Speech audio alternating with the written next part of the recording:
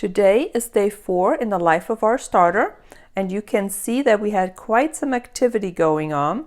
So we have some nice bubbles in here. We had a nice rise overnight and it started to collapse. So we are clearly in phase 1 of our starter.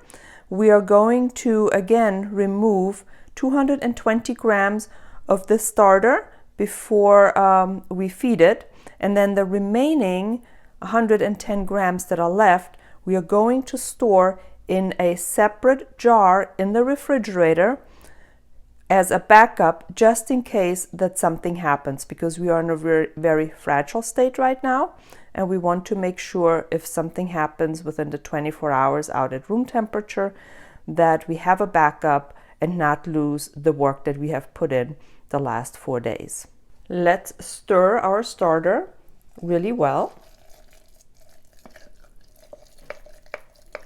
It has a very mousse-like consistency.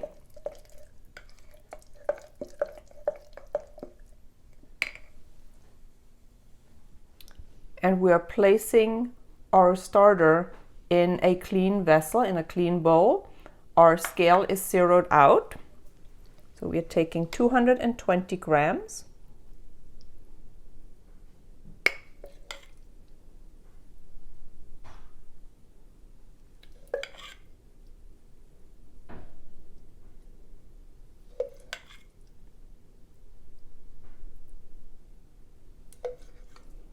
And today it's a really nice, almost like a yogurt consistency once it's stirred down.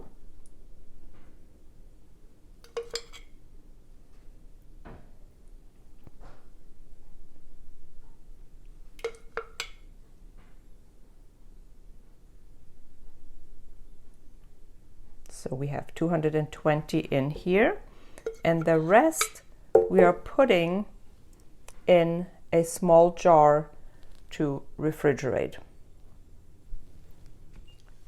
To the 220 grams of starter, we're adding 60 grams of water, just like yesterday, and 50 grams of flour. We'll stir it well.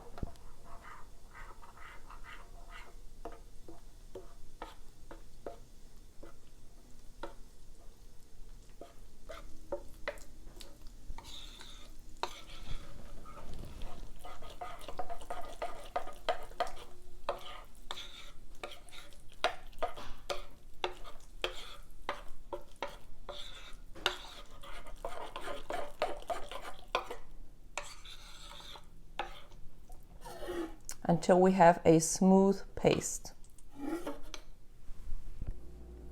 We've rinsed out our glass jar and disinfected it with boiling hot water. It is just slightly warm, and now we can return our fed starter to it.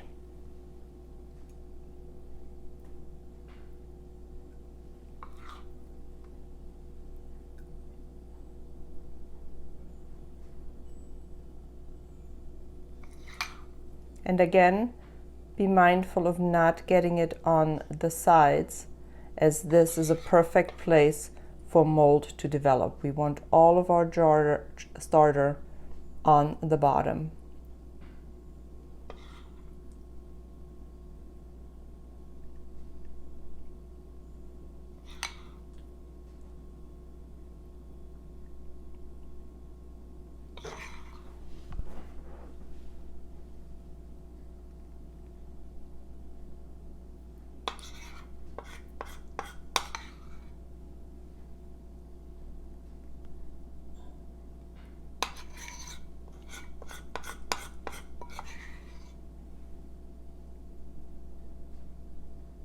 Our rubber band should be pretty much at the same place where it was yesterday. If not, let's give it a little adjustment, and then we can cover our starter with a clean cotton cloth secured with a rubber band. And this backup starter we can close loosely with a lid